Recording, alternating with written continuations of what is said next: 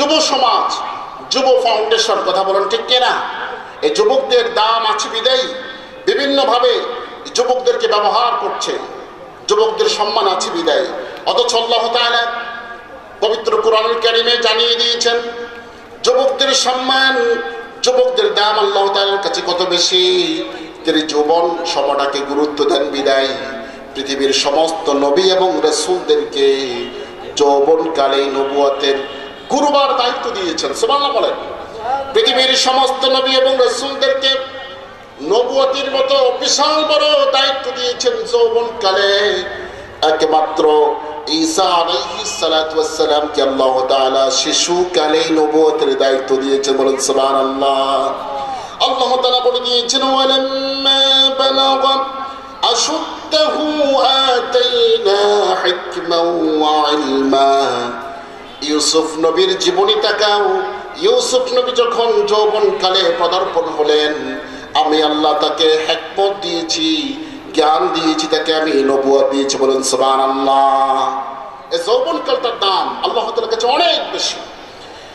এরপরে আসুন আমার রাসূল সহিহ বুখারীর হাদিসের মাঝে বলে দিয়েছেন তোমরা পাঁচটি সময়কে পাঁচটি সময়ের পূর্বে গনিমত মনে করো, দাম দাও, মূল্যবান মনে করো।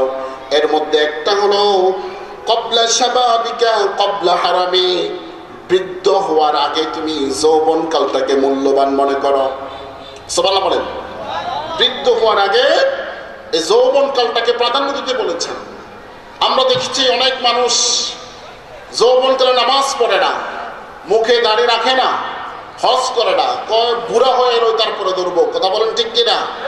এই যে বুড়া বয়সে যারা নামাজ পড়তে চায়, যারা হজ করতে চায়, যারা যাকাত করতে চায়, হাদিস প্রমাণ করছে, হাদিস সাক্ষী দিচ্ছে, এই বৃদ্ধ বয়সের আমল আল্লাহর দরবারে কবুল হয় না, হয় না এবং হয় না। বলুন নাউযুবিল্লাহ। যৌবনকালটার গুরুত্ব আছে। যে ব্যক্তি যৌবনকালে, যে যুবক আর যুবতী যৌবনকালে গুনাহ করে, অন্যায় করে, অপরাধ করে, পৃথিবীর কারো কাছে যেমন বৃদ্ধ বয়সের দাম নাই, আল্লাহ তাআলার কাছেও তেমন বৃদ্ধ বয়সের দাম নাই। একটা হাদিস থেকে বললেই শুনবেন। আবার রাসূল সাল্লাল্লাহু আলাইহি ওয়াসাল্লাম বলে দিয়েছেন যে বৃদ্ধ মানুষগুলো বয়সের ভারের কারণে নামাজ পড়তে পারে না, রোজা রাখতে পারে না, মুমূর্ষ অবস্থায় হুঁশ নাই। ফেরেশতারা জিজ্ঞেস করে, প্রভু এই ব্যক্তির আমলনামায় কি লিখবো? সওয়াব লিখবো নাকি গুনাহ লিখবো? আমার আল্লাহ তাআলা বলেন, ফেরেশতা এই ব্যক্তির যৌবনকালের দিকে তাকাও। বলেন সুবহানাল্লাহ। এই ব্যক্তির যৌবনকালের দিকে তাকাও।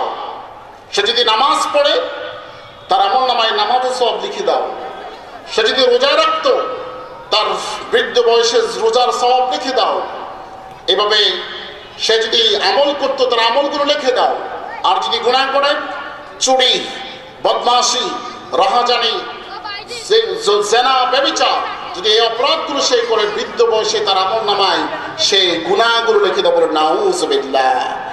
বাইরে আমার বৃদ্ধ বয়সের আমল তখনই দাম হবে যখন কোন ব্যক্তি যৌবনকালটাকে দামি বানাবে।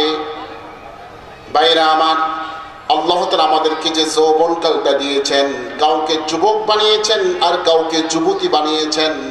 এই যৌবনটা আল্লাহ তাআলা, এই যৌবনটা কোনো ব্যক্তিকে জান্নাতে নিয়ে যাবে, আর এই যৌবনটা কোনো ব্যক্তিকে জাহান্নামে নিয়ে যাবে। বলেন নাউযুবিল্লাহ।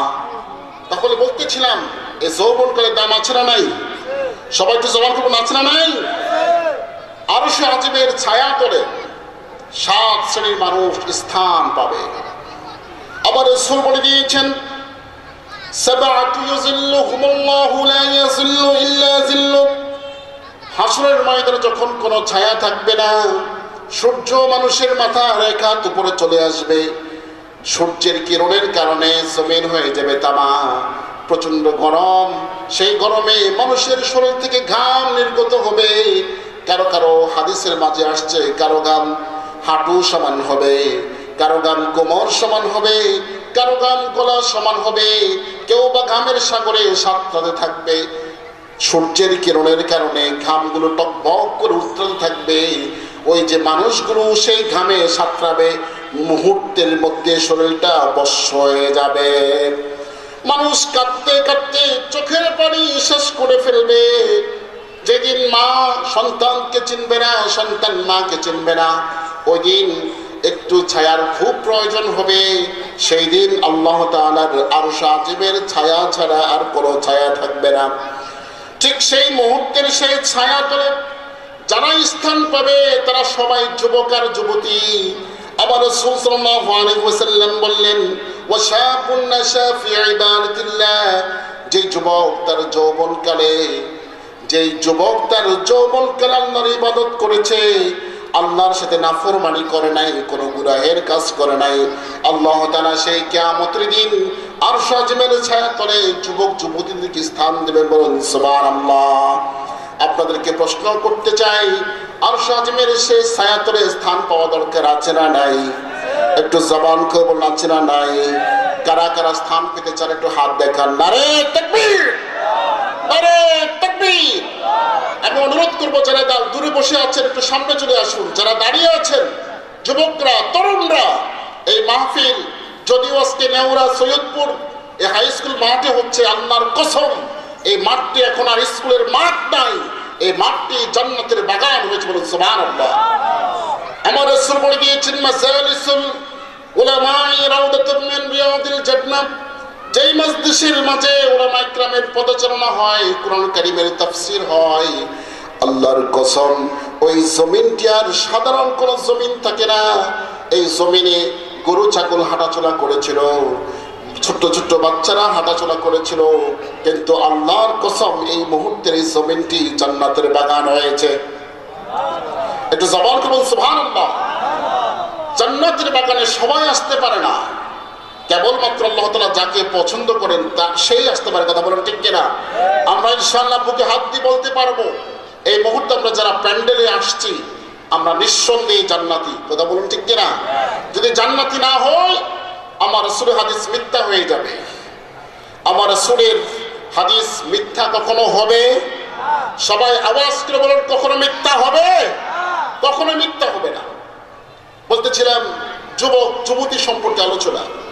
আল্লাহ তাআলা বলে দিয়েছেন, যে যুবক কোন যুবতীর দাওয়াত পেয়ে জেনায় লিপ্ত না হয়, ইন্নী আখাফুল্লাহ, আল্লাহকে ভয় করে যুবতী নারীর দাওয়াতকে প্রত্যাখ্যান করে,